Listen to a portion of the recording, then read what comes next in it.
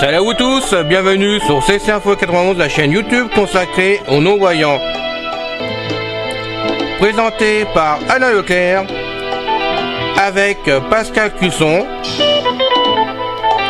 musique de notre ami José Licenciato, qui nous l'offre gratuitement la musique, merci à lui. Soyez tous et bienvenus sur la chaîne.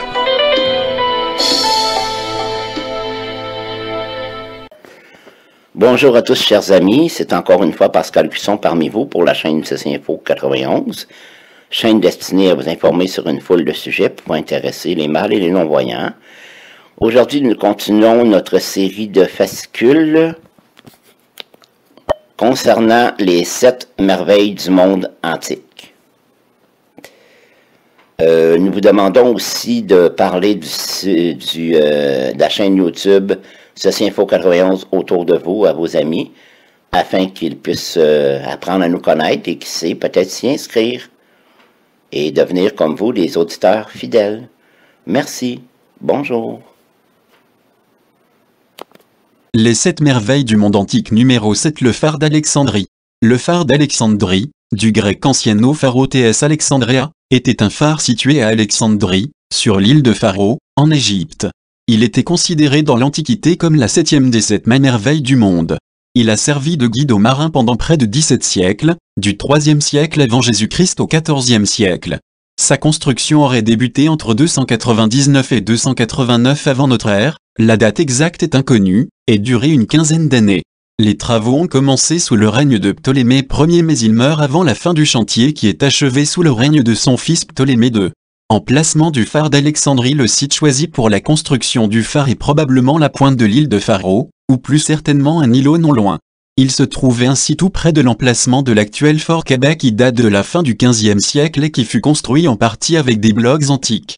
Les nombreux tremblements de terre qui ont eu lieu dans la région entre le IVe siècle et le XIVe siècle ont peu à peu endommagé le célèbre monument qui a été presque entièrement détruit en 1303. En effet, en 1349, Ibn Battuta, le célèbre voyageur marocain, raconte, étant allé au phare, je constatai que son état de délabrement était tel qu'il n'était plus possible d'y entrer ni d'arriver à la porte y donnant accès. Ce qui demeurait encore du phare a dû s'effondrer lentement par la suite, puis glisser sous les flots. À la fin du XVe siècle, le sultan Al-Akraf Sefadin Kebet, un des derniers souverains mamelouks burgides de l'Égypte, ordonna la construction d'une citadelle sur ce qui restait de l'esplanade, afin de protéger la ville contre la menace de l'Empire ottoman. On a longtemps pensé que la construction avait été dirigée par l'architecte Sostrate de Cnide dont le nom est donné par le géographe grec Strabon. Il cite une inscription en plomb insérée dans un mur du phare ainsi libellée, en grec, note 1. Sostrato fils de Dexiphané de Cnide a dédié ce monument au dieu sauveur pour le salut des navigateurs. Il semble néanmoins plutôt être le commanditaire des statues dont l'identité est discutée. On pensait au départ que les dieux sauveurs étaient en fait les Dioscures, Castor et Pollux, protecteurs des marins. Finalement, il semblerait que la dédicace s'adresse à Ptolémée Ier qui était connu comme Ptolémée Sauté, ce qui signifie sauveur en grec. Jean-Yves Empereur, quant à lui, se base sur une épigramme du poète du IIIe siècle, Posidipe, pour appuyer son hypothèse selon laquelle Sostrate aurait en fait dédié la statue qui surmontait le phare et non le phare lui-même. Il n'écarte pas de plus l'hypothèse que le véritable architecte du phare soit en fait Euclide lui-même, ou un de ses élèves, car le mathématicien vivait alors à Alexandrie. Rôle du phare. Le phare a été construit pour protéger les marins de la côte d'Alexandrie et également comme œuvre de propagande. La ville tout entière a été construite de façon démesurée et le phare devait en être le symbole. Le résultat fut tel que, depuis, le mot phare, du latin pharu, dérivé lui-même du nom de l'île de Pharos, est utilisé pour désigner communément ce type d'édifice. D'ailleurs, bien qu'il existe à Alexandrie d'autres bâtiments tout aussi célèbres que le phare, la grande bibliothèque, le tombeau d'Alexandre, il deviendra emblématique de la ville et l'est encore aujourd'hui. Le phare dominait la côte et permettait aux marins d'avoir un point de repère, la côte étant relativement plate. On peut lire chez Strabon que le phare était construit en pierre blanche qui serait en fait un calcaire local, pierre blanche du Mex, qui a la particularité de durcir au contact de l'eau. On pense aussi que les parties les plus critiques du phare ont été réalisées en granit d'Assouan. D'ailleurs le fort Québec, édifié sur l'emplacement du phare, a été construit selon le même procédé. Aspect et dimension: une base carrée légèrement pyramidale, une colonne octogonale, une petite tour ronde distale surmontée d'une statue, le tout pour une hauteur d'environ 135 mètres. Son rayon de visibilité s'étendait sur environ 50 km. La base devait mesurer environ 70 mètres de hauteur sur 30 mètres de côté. On y accédait par une rampe à arcade. Une cinquantaine de pièces servant d'habitation au personnel chargé de l'entretien du phare ou d'entrepôt de combustible étaient aménagées tout autour d'une rampe intérieure, ce qui explique les fenêtres asymétriques qui suivaient l'axe de la rampe, assez larges pour livrer passage aux bêtes de somme chargées d'acheminer le combustible. Elle donnait accès à une sorte de terrasse munie d'une rambarde de 2,30 mètres de haut entourée de 4 tritons soufflant dans des cornes, un à chaque coin de la terrasse. Le deuxième étage était de forme octogonale et mesurait 34 mètres de hauteur et 18,30 mètres de largeur. Il comportait un escalier intérieur qui menait au troisième étage.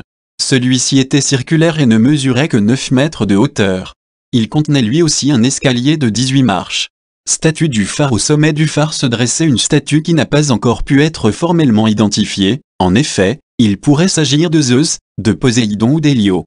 Dans son poème, Posédipe nous dit qu'il s'agit de la statue de Zeus et ce fut probablement le cas pendant la première moitié du IIIe siècle avant notre ère. Une autre source semble aller dans le même sens, c'est une intaille en verre du 1er siècle qui montre le phare surmonté de Zeus qui tient dans la main gauche une lance et dans la main droite une sorte de coupelle. Sur cette représentation, le phare est entouré d'Isis, Pharia et de Poséidon, divinités qui avaient chacune un temple sur l'île de Pharo. La statue de Zeus serait donc restée en place jusqu'à l'arrivée des Romains. Il existe un gobelet en verre datant du IIe siècle et retrouvé à Begram en Afghanistan qui montre l'image d'un dieu tenant une rame dans la main gauche, ce qui ferait de lui Poséidon. Ce même dieu est cité dans un texte du siècle parlant d'une réparation du phare. Finalement, une mosaïque datant de 539 montre le phare surmonté d'Hélio. On pourrait penser que les trois statues se seraient succédé. On aurait eu tout d'abord la statue de Zeus, qui était vénérée sous la forme d'Amon Zeus et comme étant l'ancêtre des Ptolémées. À leur arrivée, les Romains auraient supprimé cette statue qui rappelait trop les Lagidés, remplacée par une statue de Poséidon, dont la fonction convenait parfaitement au rôle du phare, c'est-à-dire de protéger les navigateurs. Il aurait pu être ensuite remplacé par Hélio, qui à la fin de l'Antiquité était une divinité courante. Il existe un édit promulgué en 391 par Théodose Ier, empereur romain, qui a fait du christianisme la religion d'État. En effet, cet édit visait à abolir les cultes païens sur le territoire romain dont faisait partie l'Égypte.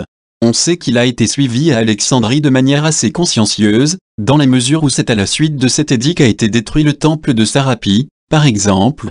De plus, il semblerait plus logique qu'après la christianisation de Rome, ce soit une statue de Saint Marc, patron de la ville, ou plus simplement du Christ, qui ait couronné le phare.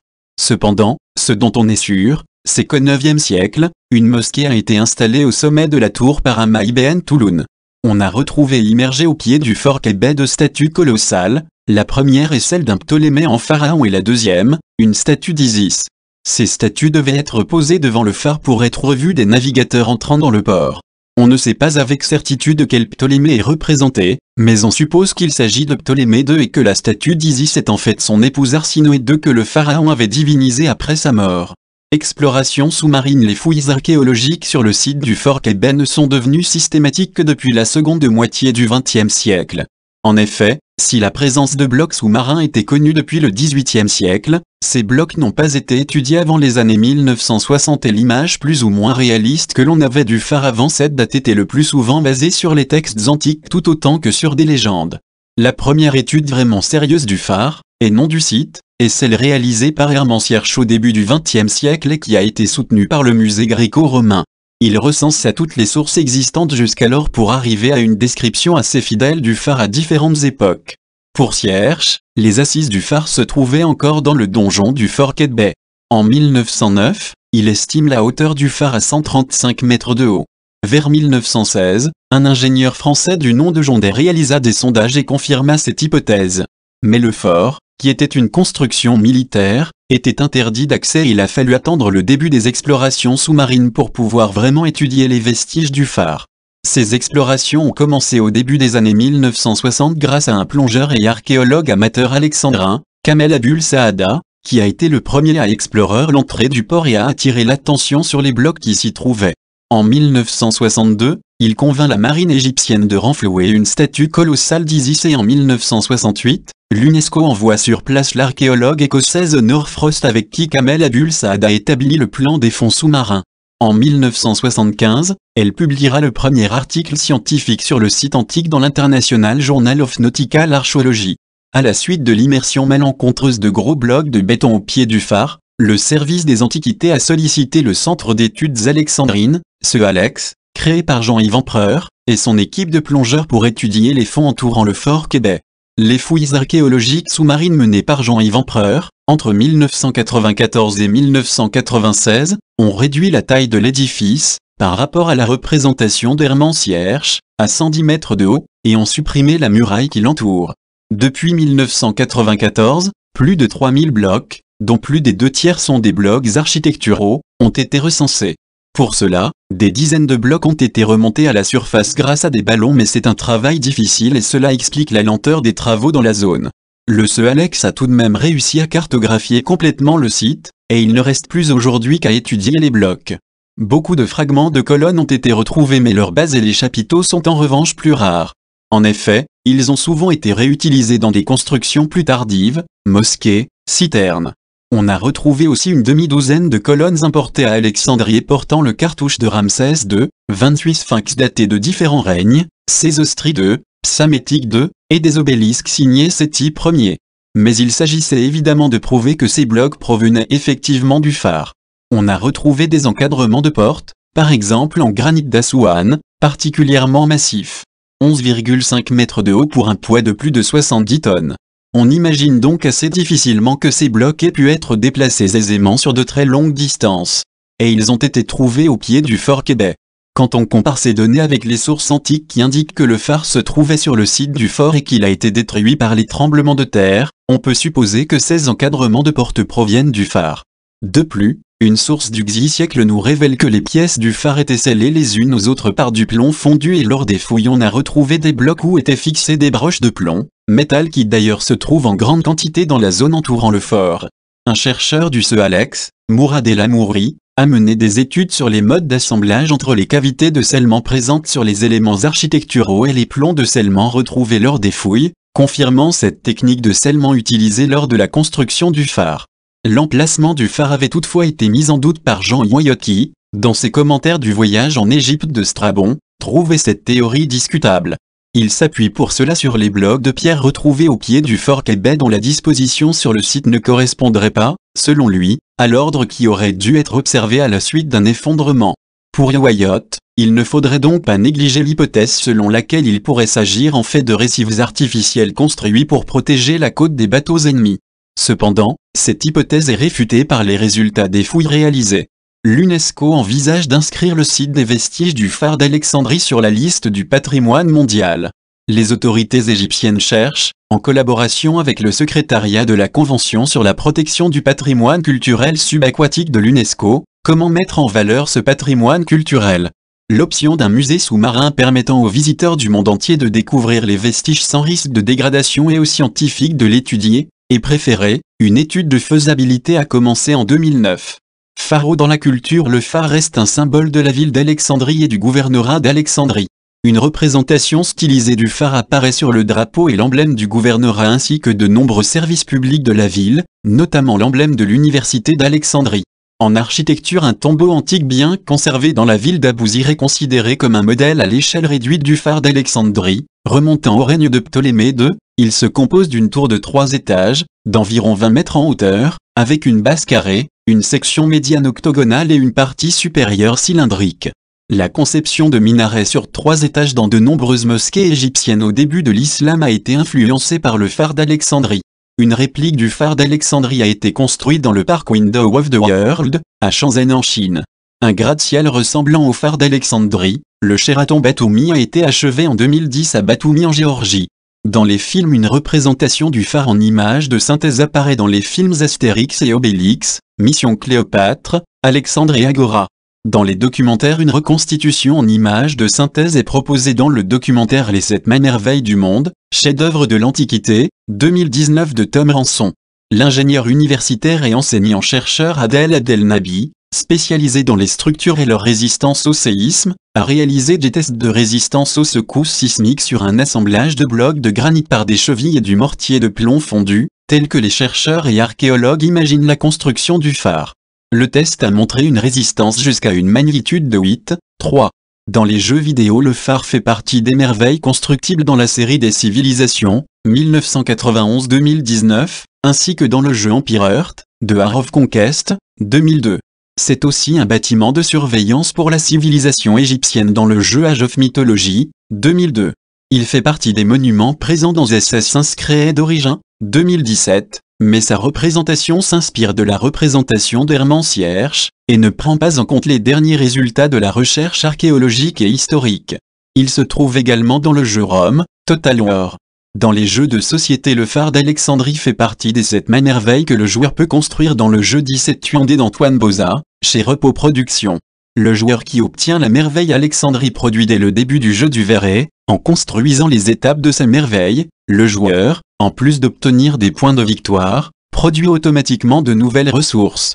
Dans les organisations, l'Observatoire Pharo, créé en 2012 et qui a choisi pour nom l'île de Pharo d'où brillait le phare de la multiconfessionnelle Alexandrie, est une structure professionnelle d'information au service du pluralisme des cultures et des religions. J'espère que cette écoute vous a plu. Alors, jusqu'à la prochaine fois, prenez bien soin de vous. Bye bye. Ciao. C'est fini les amis. Merci d'être passé sur la chaîne. Je vous dis à bientôt avec Pascal. Pensez à vous abonner, c'est important pour